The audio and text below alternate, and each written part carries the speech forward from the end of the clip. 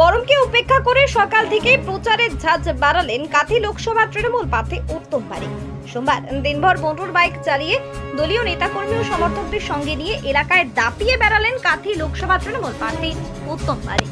এদিন সকালে পূর্ব মেদিনীপুর জেলার এগরা 2 নম্বর ব্লকের সন্ত্রাস কবলিত এলাকা বাথুয়ারি ও কাঁথি 3 নম্বর ব্লকের ভাজা চাউলি এবং লাউদা গ্রাম পঞ্চায়েতের বিভিন্ন এলাকায় ভোট প্রচারের ঝড় তুললেন উত্তম বারিক।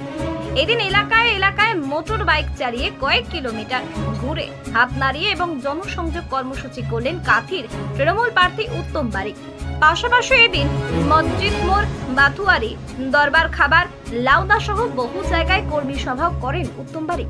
এদিন উত্তম বারিক সাংবাদিকদের মুখোমুখি হয়ে জানিয়েছেন, মানুষের খুবই সাড়া পাচ্ছি, অনেকে আমাদের আশীর্বাদও করলেন, তবে এখানে বিজেপি কিংবা অধিকারী পরিবার আমার কাছে কোনো ফ্যাক্টর নয়।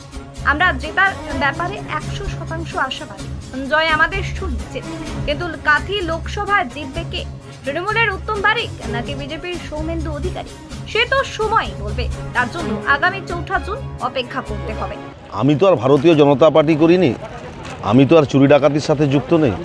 আমি শুধু ভাজা চাউলি অঞ্চল নয়, আমি খেজুরিতেও বাইক নিয়ে ঘোরাফেরা করি।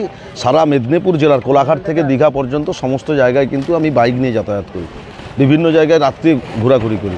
নিশ্চিতভাবে কারুর ক্ষমতা থাকলে আক্রমণ করে দেখিয়ে দেবে। অভূতপূর্ব সাড়া, সময়ের অপেক্ষা, ইভিএম ভোটিং মেশিন হাতে পেলেই তৃণমূল কংগ্রেসের জয় সুনিশ্চিত। আরে ভারতীয় জনতা পার্টি যারা বাংলাকে অশান্ত করার চেষ্টা করছে, বোম বন্দুকের কারখানায় পরিণত করার চেষ্টা করছে, নির্বাচনে পরাজয় সুনিশ্চিত জেনে তারা কিন্তু এইভাবে করছে। খবর নিয়ে দেখুন, আর 2-1 দিন পরে খবরটা খুব ভালোভাবেই প্রকাশিত হবে। ভাজাচাউলি গ্রাম পঞ্চায়েত থেকে 2 জন বিজেপির নেতা পশ্চিম মেদিনীপুরে আগ্নেয়াস্ত্র আনতে গেছিলেন, গ্রেপ্তার। বাথুয়ারি গ্রাম পঞ্চায়েতের তারা পশ্চিম মেদিনীপুরে গ্রেপ্তার হয়েছেন। বিজেপি বিভিন্নভাবে তার নেতারা মদত দিচ্ছেন কর্মীদেরকে, আগ্নেয়াস্ত্র হাতে তুলে দিচ্ছেন, যাতে নির্বাচনের আগে একটি অশান্ত কাঁথি লোকসভা কেন্দ্রকে অশান্ত করে তোলা যায়, পরিবেশ পরিস্থিতি যাতে অশান্ত হয়, সেই লক্ষ্যে ভারতীয় জনতা পার্টি এগাচ্ছে। তবে তৃণমূল কংগ্রেস তাদের সমস্ত ধরনের অপচেষ্টা রুখে দেবে।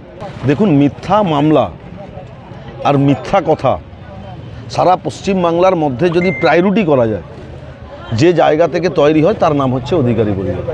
এটা মেদিনীপুর জেলার মানুষ জানে। সারা বাংলা মেদিনীপুর জেলার মিথ্যার কারখানা হচ্ছে অধিকারী পরিবার।